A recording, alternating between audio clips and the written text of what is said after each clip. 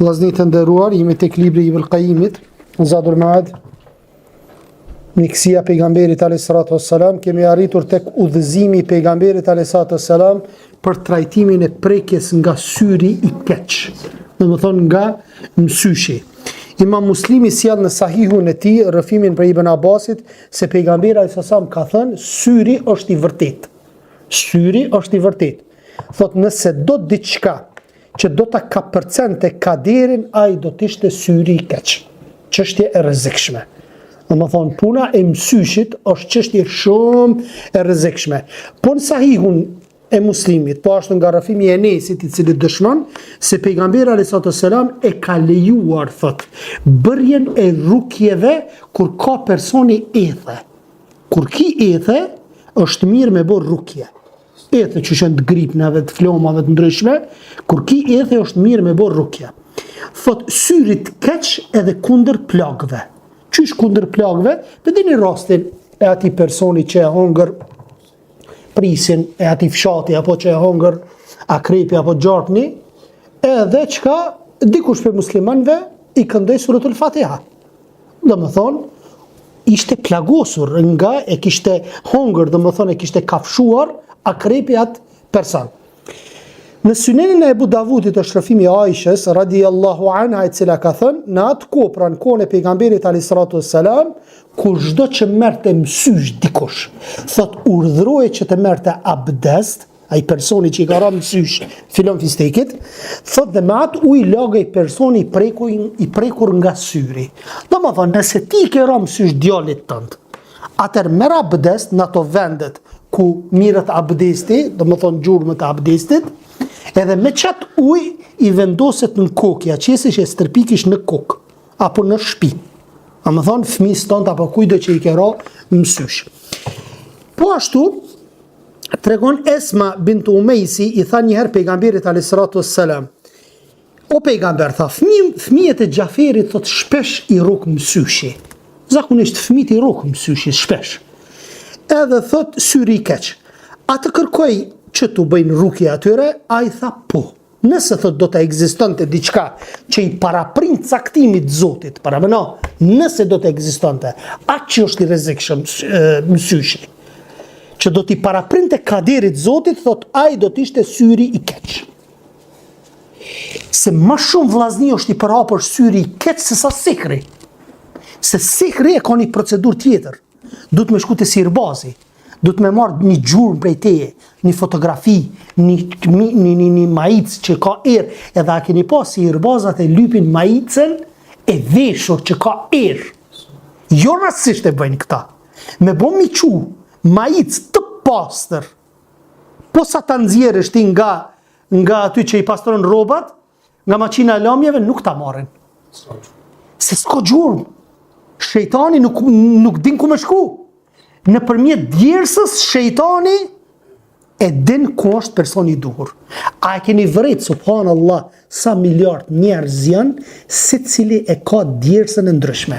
Erën e djersës e ka të ndryshme. Asnjëri nuk e ka të njëjtë erën e djersës. Qyni për shembull kur vjen një person ta zonë mysafir, e ka një erë caktuar.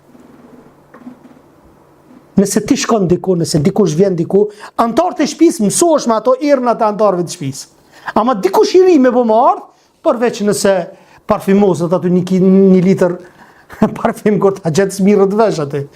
Mirë, po në përgjithësi e kanë erën e djersës specifike secili person. Qysh i kanë edhe vijat e gishtave secili person këtu, apo? Që ka thonë Allahu në Kur'an, ne i thot, do t'ju akallim mollzat e gishtave, pastaj thot prap do t'ja kallim, do t'ja ringjojmë, do t'ja rikrijojmë, që ta shijojnë dënimin.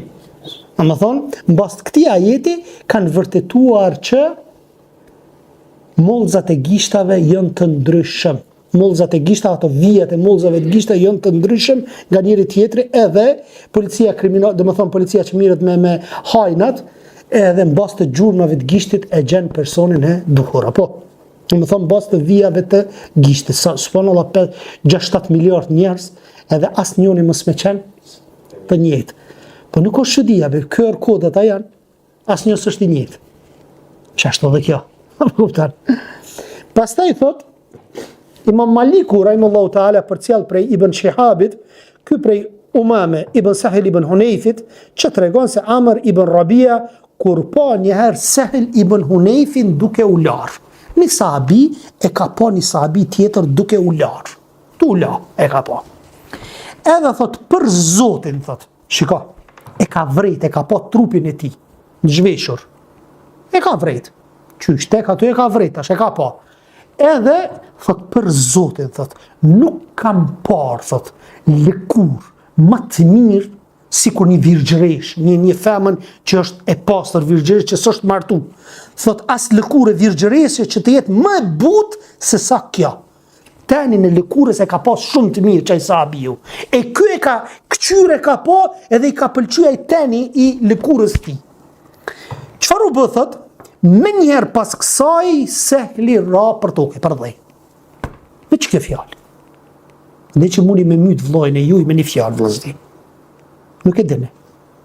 Moment e shihni dikonin, pa i thonë mashallah, të barakallah, mundi me rëdzu për toke. Edhe kofshën e rëzën. Limu njëri ju. Edhe me pasoja pas e hisi. Ra për dhejtët. Atëherë pejgamberi a.s. i shkoi Amirit dhe me zemrim e një ton qërtues, qëfar i tha? Përse ndonjëri për jush e vret vllahun e vet, tha? S'më thush mashallah, pse s'po kërkon begati për ta? Pastaj thot, pse nuk u lute për begati për të, që të thuash barakallah, shko lau tani për të. Me rabdes, lau.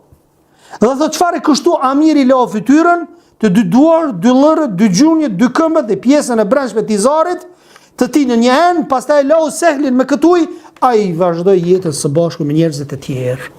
Sëpse kish me lë me pasoj apo dhe kish edhe me vdik. Në syri është hak. Kini kujdes.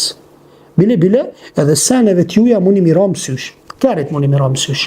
Si ta këqyrni shumë kerin, u rej pak gjeja në gjë që s'të pëlqen.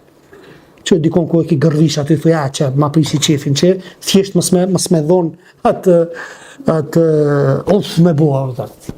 Ose, thuj barakallah, mashallah. Imam Tirmidhi u shpjegon, personi cili ka marrë mësysh dikë, urdhrohet, thot, aleikum salatu wabarakatuh. Personi cili ka marrë mësysh dikë, thot urdhrohet që të fuz dorën në një enë me ujë. Në një enë me ujë. Të marrë ujë në gojë dhe të vërtis. Pastaj ujën të pështyj sërish në enë. Në këtë enë ai duhet të laj me pas ftyrën e tij, pastaj të fus aty dorën e majt dhe me ujën e enës të lak gjurin e djath në mënyrë të tillë që uji të bjerë brenda enës. Domethënë në një aspekt gjitha ato gjurmët e abdestit ti fut në enë. Uji, gjitha ato që i bën merr ujë, çati kret ujin me pas gjurmët, me lon gjurmë tek uji dhe thot çfarë? Gjatë gjithë kësaj kohe thot uji nuk duhet të bjerë në tokë, më pas ky uji hidhet nga pas e në kokë ati që është marrë mësysh një herë të vetme. Ja qëtë uji në kokë, apo edhe me lene Allah subhanahu wa taala, shejtani që ti e bo sebeb me sulmu një person, largohet.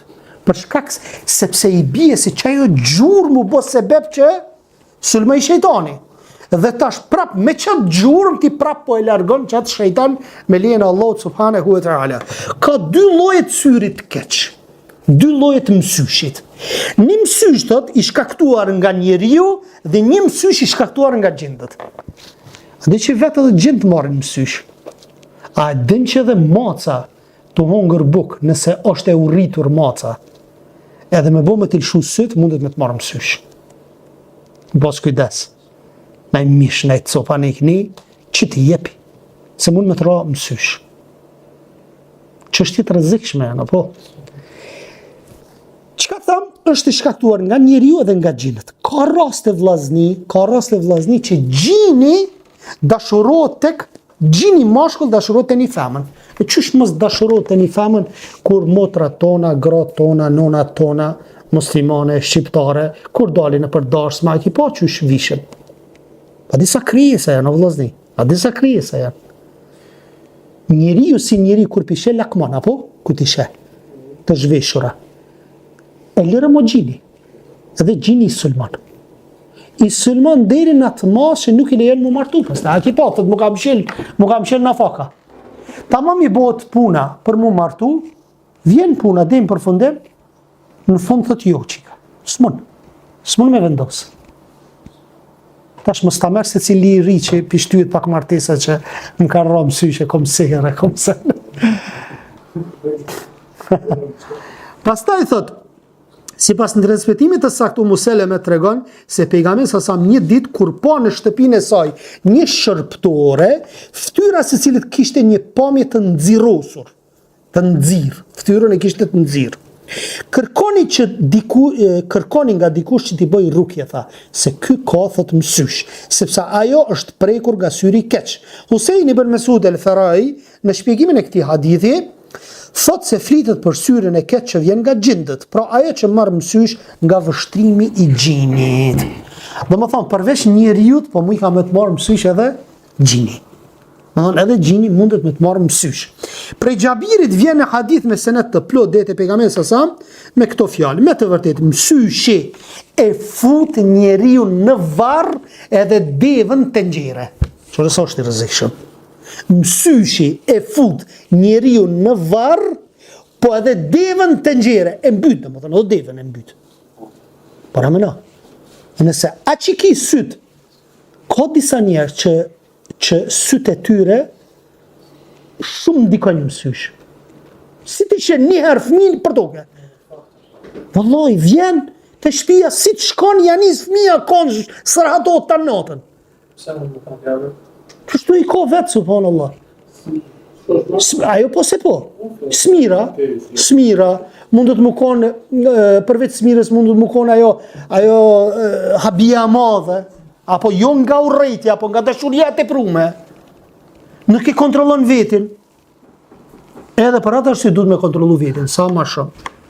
Çdo herë ku ti këqyri fëmijë që janë të vegjël të mi, çdo herë opo kanë javë 15 herë, ju thon, mashallah, tabarakallah. Tangon sepse tutna. Se rrezon fëmijën, subhanallah. Pastaj thot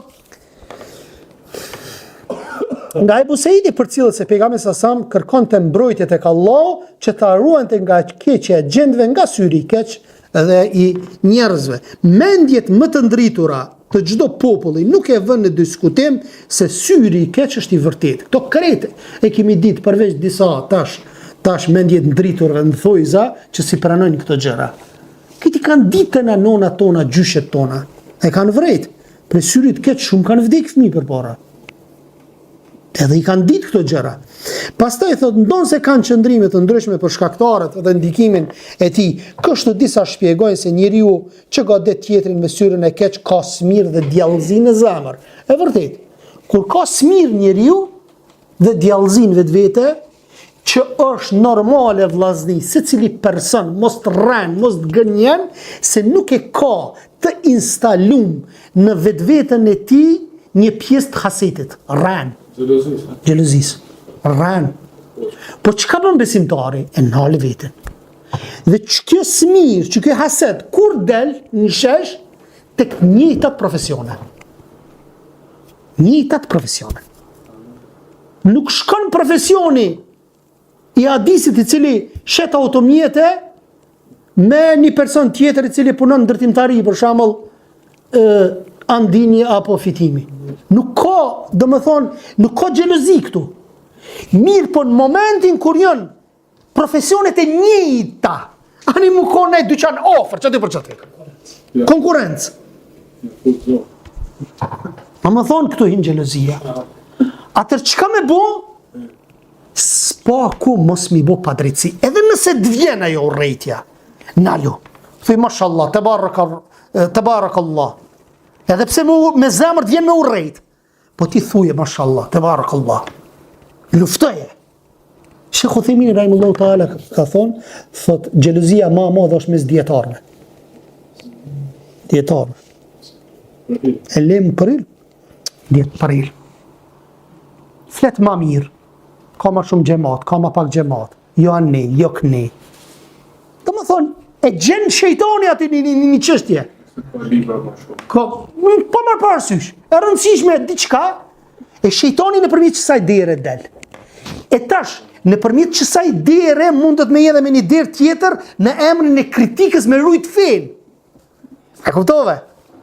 Dhe më thonë, syt që ku ta shen një gabim të një hoq, apo, syt nëpërmjet kësaj derës ti me godit ato dhe me rëdzu.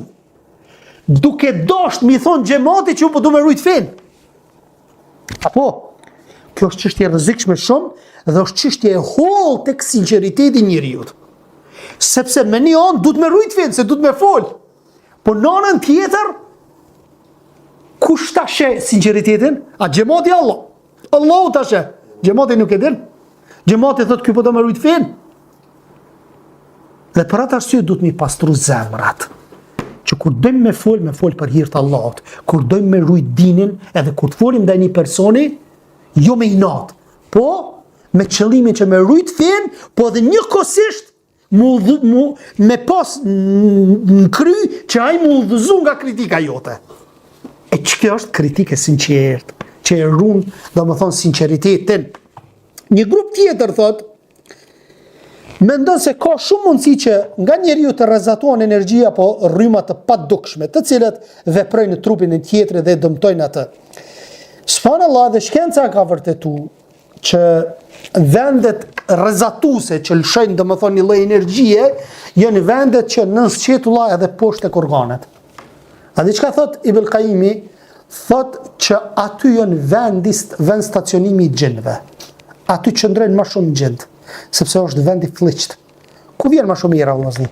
Çto dy vende. Më shumë ti era e keqe që vjen është në sqetull edhe poshtë në mesin e këmbëve, afër organit. Edhe që aty qëndrojnë më shumë gjinët, sepse gjinët kanë qef në vendet e fllëçta me net. Kur e kanë zonë në Saudia, apo në Emirata, apo nuk e di cëllën vel, në një vend të shtetit muslimanëve, një sihirbaz e kanë zonë me një shtëpi të lënën të braktisun, dhe në atë shtëpi jenë mbledh gjithë ato bërlogjet që kam ju thonë atynve, dhe aty të nejtë, ajo sihirbazka. Edhe e kanë pyti, kanë thonë, pse po rrinë këto, më kanë urdhnu gjint me nejtë këto. Në vendet e fllëçta. Nuk lahen. Era të mytë sa ma shumë që më afru gjinët. Kur ti e i pastër, nuk afruon gjinët. Se pastërtin se donë gjini. E donë të fllëçtën gjini. Kur në abdes mos diskutohet, e ekstra është mbrojtja ja. Pastaj thot, një grup tjetër thot që kur personi që merr mësysh sheh një person tjetër, është Allah që bën të mundur që tjetri të dëmtohet.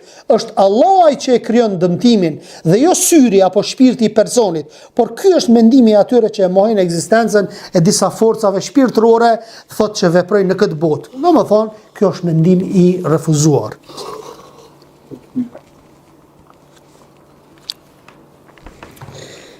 Allah ka krijuar disa forca të veçanta të disa krijesat që kanë ndikim të madh në krijesat tjera. Për shembull, shpirti ka një ndikim aq të thellë në trup, saqë askush nuk mund ta mohojë.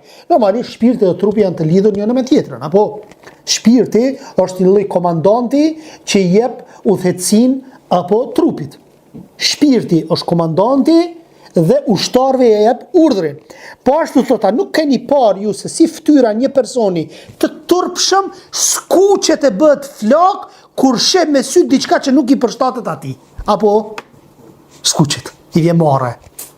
Çish është e lidhëm trupi apo tani? Çish është e lidhëm shpirti. Pastaj thot, apo se si zverdhet kur ai friksohet. Në çfarë ndërlidhje? Nuk skuqet, po zverdhet. Që thënë të na me bëm një apre, nuk i del gjak. Apo, pastaj thot, po ashtu ju mund të dëshmoni vetë se si ndikon syri i keq të njerëzit dhe si e likështon trupin që ai prek. Këto ndikime që përmenden nuk janë të kufizuara vetëm në kontaktet fizike e kështu me radhë. Smiraku mund të jetë edhe i verbër. Subhanallah. Dhe më thonë, ai që ka smir mund të më konë edhe çor i verbër, edhe me të ranë sysh. Qysh? Nëse ti i flet ati për të mirat e filonit. Edhe smire ka edhe ndikon që në ra mësysh filon të fistekit. E cila është njeti ndër mjetet kryesore është që të mirat që jep Allahu subhanahu wa taala me mshef. Mos më qitni për Facebook se ju bin mësysh për tokë bine. E bleni kërë të mire qëtë, fëmijën e qëtë, gruën e qëtë, babën, ko e di unë anë i këni, me bo mira mësysh, Allahu në rujtë. Ka njerëz që s'kanë fëmijë, na kemi të gjithë, alhamdulillah. Po dikujt i kanë zemra. Tu i kajt zemra, tu mos dashtaj nga inati, nuk e ka nga inati. Po nga ajo që s'ka vet, e këqyr nga mërzia e bjerë mësysh. Nga lakmia i bjerë mësysh. Por atë është runë, se i qitni për tokë e fëmit. Sidomos fëmit. Ata që nuk besojnë gati sa nuk të hanë ty me shikimet e tyre, thot Allahu Azza wa Jall, kur dëgjojnë për kujtusin, Kur'anin, ose thuaj kërkojnë mbështetje të Zoti i agimit, të më mbrojnë nga keqja e gjithë çka je. Pastaj thot, trajtimi i prekjes nga syri i keq. Ebu Davudi ka sjellë në synenin e tij në hadithin prej Sahel ibn Hunayfit, i cili ka thënë njëherë po kalonim pranë një proji dhe unë hyra për t'u larë. Dhe thot, për kur mbarova së lari, më zunë ca ethe. Kanë zonë ethet për njerës, farë Allah. Edhe thot, kur e njoftuan profetin a.s. a i tha, urdhrojnë Ebu Thabitin, do më thonë Sehlin, që të bëj rukje, unë i thash, o zotria im, a ka dobi prej ju rukjeve?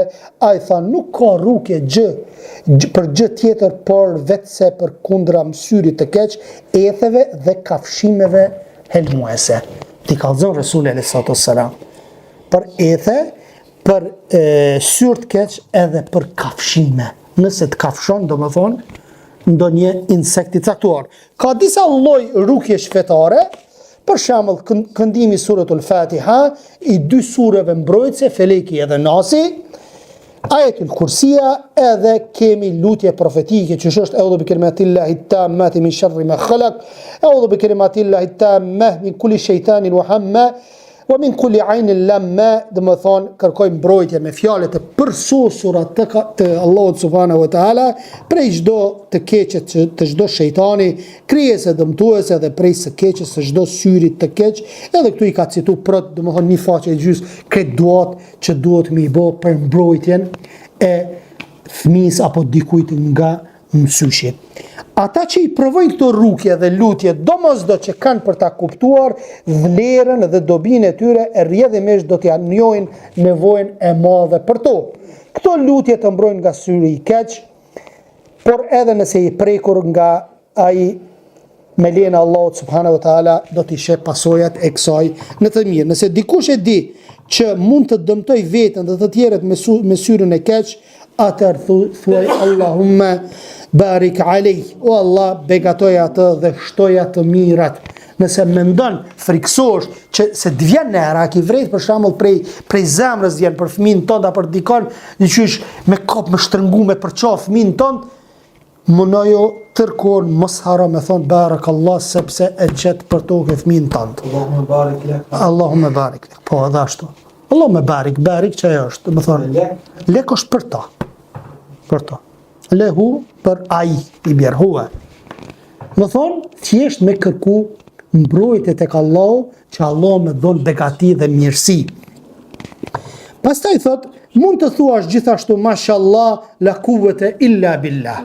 Jo është e përhapur, apo çfarë dëshiron Allah bëhet, nuk ka forcë tjetër përveç se mendimin e Allahut. Hisham ibn Urwa përcjell se ati sa herë që shihte ndonjë gjë që i pëlqente, kur hynte me ndonjë kopsht, thot dhe të begatshëm, thoshte mashallah, la kuvvete illa billah, apo kur shkoni për shembull tek një shtëpi që për herë të parë keni shku, e ka bërë shtëpinë e re, thuni mashallah.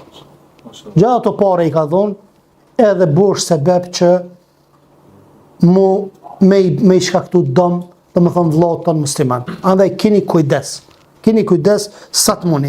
Këtu mund të përmendim edhe rukjen që Gjibrili a.s. i ka bërë profetit alayhi salatu wassalam. Bismillah, erqike min kulli shay'in yu'dhike, wa min sharri kulli nafsin au ayni hasidin. Allahu yashfike. Bismillah, erqike, thot me emrin Allahut, të bëj rukje për të ruajtur nga çdo gjë që të dëmton dhe prej së keqes së çdo shpirti apo syrit të çdo syri smirak. Allah e shëroft me emrin Allah të bëj rukje. Këtë dua ka bo Gjibril a.s. për Muhammedin a.s. Madje një grup selefësh janë shprehur të mendimit se nuk ka asnjë gjë të keqe të shkruash disa ajete kuranore dhe t'i lash me ujë. Ka mendimet selefëve. Kanë shkruajt me letër, letrën e kanë gjitë në ujë dhe ujin e kanë pi. Ka fjalë të selefëve për këtë gjë. Disa e kanë zgjeru çështjen e rukjes. Disa kanë qenë pak ma të ngusht, thjesht vetëm me lexua dhe kur çka kërkujt. As lejohet me fol me gjinin bile. Nëse paraqitet. Thjesht vetëm me lexu një prej tyre ka pas mendimin Sheikh Albani rahimahullahu taala. Transmetohet se Ibn Abbasi për të kuruar një grua së cilës po i vështërsoi lindja e fëmijës. Nuk kishte vështërsi gjatë lindjes së fëmijës. Thot urdhroi që të shkruheshin ajete prej Kur'anit, thot, dhe pasi laheshin me ujë, ky ujë të pije dhe ajo të lahej me të. Dhe thot po kështu Ejubi ka thënë, e kam parë Ebu Kalaben që shkroi ajete kuranore, i lau ato me ujë dhe ujin ja dha ta pinte një burri që ankoi nga një sëmundje. Domethënë ndikonin ajetet kuranore. Ndërsa ai që merr mësysh të tjerët urdhrohet që të laj gjymtyrët e abdestit. Gjymtyrët e abdestit. Thot, dhe fundin e rrobës vet, ose organin seksual. Edhe organin seksual me la. Përveç vendeve të abdestit.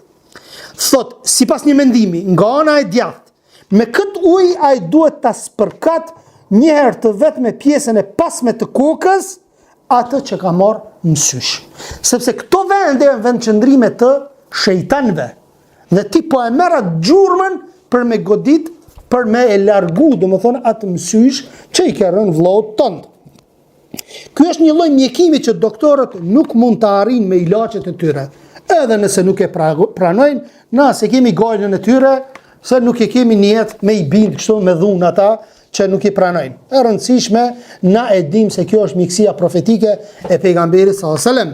Në fakt, larja me ujë sjell një rezultat pozitiv, i cili dëshmohet edhe nga përvoja. Në të njëjtën mënyrë zemrimi pastrohet dhe ose largohet nga zemra, sepse uji shumë gjëra të mira ka. Uji për shembull i ftoftë ndikon kur ki temperaturë të lartë. Apo për shembull një kur jetë azon, e keni vret tash është vera, veç pak një tush me bo, a ki pa njeriu që është qetësohet. Kur është nervoz në ankthë të ndryshme, me tush të vakët shumë ndikon. Çdo se ndikon kur ti e lën fytyrën. A ki vret për shembull kur e humb vetë dijen, vetëm pak e stërpik me ujë, kthjellohet. Domethënë uji është shumë efektiv në këto gjëra. Kura duhet të përputhet smundjes, që ajo të ketë efekt mbi të. Ndodhet që kur dikush merr mësysh, dikët disa lloj forcash, energjisë shfaqen në skajën e fundit të rrobës së tij ose të organi seksual, siç e tha më lart, të cilat më pas kalojnë te personi i marrë mësysh. Po ashtu dikush kur kafshonte nga, domethënë këto insektet helmuese, dhe pas kësaj insekti vritet, ky person i kafshuar ndihen një farë çlirimi, thot. Kjo mbase ndodh sepse ai gëzohet që insekti u vra dhe ky ngazllim ndihmon që helmimi të shërohet së shpejti. Për këtë arsye mjekësia pejgamberit alayhissalatu wassalam me mjekësim profesioniste, mjekësia pejgamberit alayhissalatu wassalam dhe mjekësia aktuale profesioniste, që është në nivele të larta, thot është sikur ta krahasosh, thot, mjekësim profesioniste, thot me mjekësim popullore amatore. Bile edhe më shumë, thot. Mjekësia pejgamberit alayhissalatu wassalam mu krahasu, thot, me mjekësin që ka evolu shumë këtë kohë. Është sikur me krahasu mjekësim profesioniste me një mjekësi amatore, me një mjekësi të plakave, me thonë, apo? Po edhe më shumë, thot autori i librit, sepse mjekësia pejgamberit alayhissalatu wassalam është mjekësi e shpalljes. Ju ka shpall, ai po të kallzon për çfarë sëmundje është. Ndërsa mjekësia profesioniste është me hulumtim.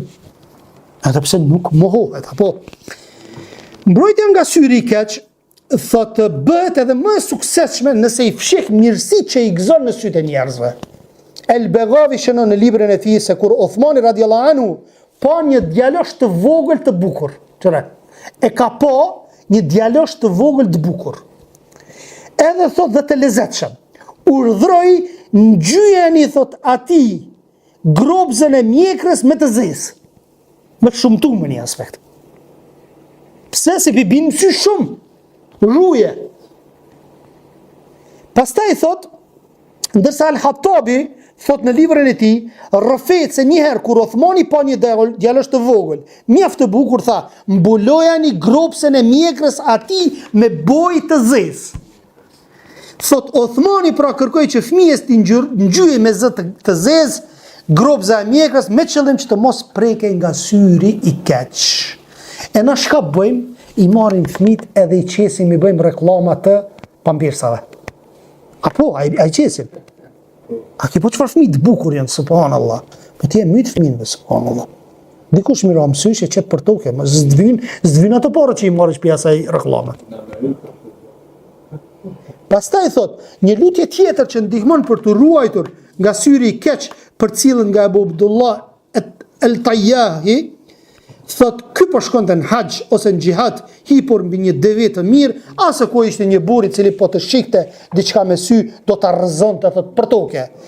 Kështu Abu Abdullah i thanë, ruaj deven nga syri i atij njeriu, por ai u aktheu, asgjë nuk mund ta prek devën time, e fortë devja jeme.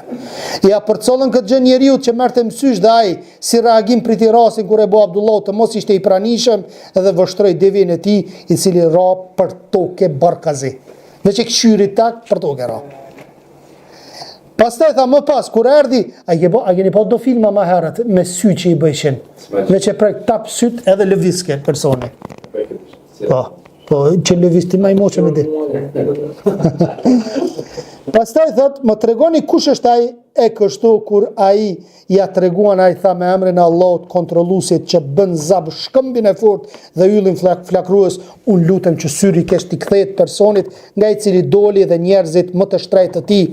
Pastaj citoi ajetin kuranor, ai ka krijuar 7 qiej njëri mbi tjetrin, nuk mund të gjesh në krimin e gjithëmshirshmit kur far ceni, hidhe vështrimin a sheh ndonjë plasaritje, pastaj hidhe sërish vështrimin sytë tu, do të kthehen të lodhur e të molisur suratul Mulk ajeti 4, me njerë pas kësaj lutje njeriu me sy të keq u verbua, ndërsa deveja u shërua deri në takimin e radhës me udhëzimin e pejgamberit alayhis salam për kurimin e smundjeve nëpërmjet rukjeve dhe lutjeve, trajtimin e kafshimeve e kështu me radhë. Allahu ju shpërbleft.